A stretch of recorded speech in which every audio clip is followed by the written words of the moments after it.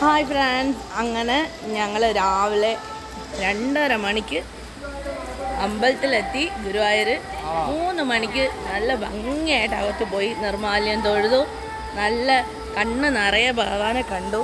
മറ്റേ ഗുരുവായൂരമ്പല നടയിൽ പൃഥ്വിരാജ് പറയുന്ന പോലെ ഞാനേ കണ്ടുള്ളൂ, ഞാൻ മാത്രമേ കണ്ടുള്ളൂ, അങ്ങനെയൊന്നുമില്ല. ഞങ്ങളും കണ്ട്, നന്നായിട്ട് കണ്ട്. നല്ല ഇങ്ങനെ നിൽപ്പുണ്ടായിരുന്നു. പിന്നെ നിങ്ങൾക്ക് എല്ലാവർക്കും കാണാൻ പറ്റും. ഞാൻ നന്നായിട്ട് കണ്ടു. ഞാൻ കണ്ടെന്ന് പറഞ്ഞാൽ നിങ്ങൾ വിശ്വസിക്കും. ഞാൻ പക്ഷേ കണ്ട്.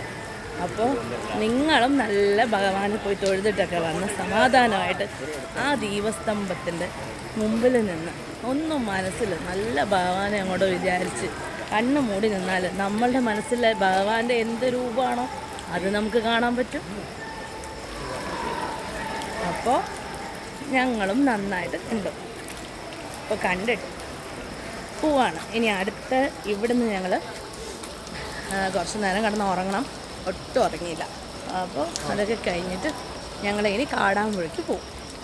കാടാമ്പുഴ ഭഗവതിയെ കാണാൻ കുറേ നാളായിട്ട് ആഗ്രഹിക്കുകയാണ് കാടാമ്പുഴ ഭഗവതിയെ കാണണമെന്ന്. അപ്പോൾ ഇനി ഞങ്ങൾ കാടാമ്പുഴയ്ക്ക് പോകും. അപ്പോൾ നമ്മൾ കാടാമ്പുഴ ചെന്നിട്ട് ഇനി കാണാം. എല്ലാവർക്കും വേണ്ടി പ്രാർത്ഥിച്ചിട്ടുണ്ട് കേട്ടോ. എല്ലാവർക്കും ലോക സമസ്ത സുഖിനോ ഭവന്തു. അങ്ങനെയല്ലേ എനിക്ക് പറയാൻ പറ്റും. എനിക്ക് എല്ലാവരെയും അറിഞ്ഞൂടല്ലോ.